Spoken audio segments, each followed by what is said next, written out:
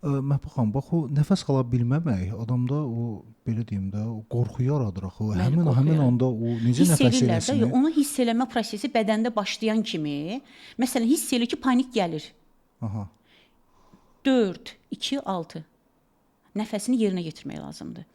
4 saniyə nəfəsi alanda sadəcə burundan yavaş şəkildə, yəni hiss edirəm ki, panik mənə gəlir. Düzdür? 4 saniyə nəfəs alıram. Necə alıram? Yavaş-yavaş nəfəs alıram. 1, 2, 3, 4. Say hesabı ilə 4 saniyə nəfəs aldım.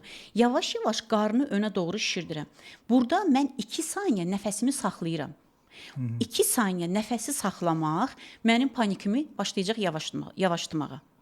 Və burada 6 saniyə nəfəsi ağızdan çıxardıram. Yəni H şəklində uzadaraq. Yəni nəfəsi qısa alıb uzun şəkildə nəfəsi vermək anidən simpatik sinir sistemini sakitləşdirir. Bədən sakitləşir və o 2 saniyəlik nəfəs onun bədənində qorxu hissini tamamilə yavaş-yavaş aradan qaldırır. Və 40 saniyə bunu yerinə yetirsələr, 40 saniyə insan özünü toparlayıb bu nəfəsi yerinə yetirsə, 40 saniyədən sonra tamamilə bədəndə sakitləşmə prosesi başlayır. 2 dəqiqə eləmək lazımdır, 2 dəqiqə.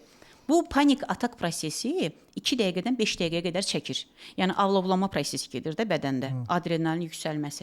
Alovlama prosesi 2 dəqiqədən 5 dəqiqəyə qədər çəkir. Niyə görə o qədər çəkir? Ona görə ki, sürətli şəkildə həyəcanlanır insan və beyində yaranır ki, nəfəs kəsilir, ölüm qorxusu başlayır.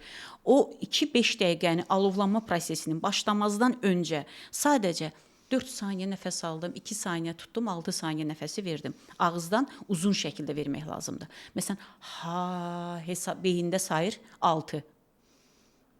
O anda uzadaraq, nəfəsi uzadaraq, o nəfəsi yerinə yetirsə, deyirəm sizə 40 saniyə saysa, o anda görəcək ki, bədəndə sakitləşmə prosesi gedir.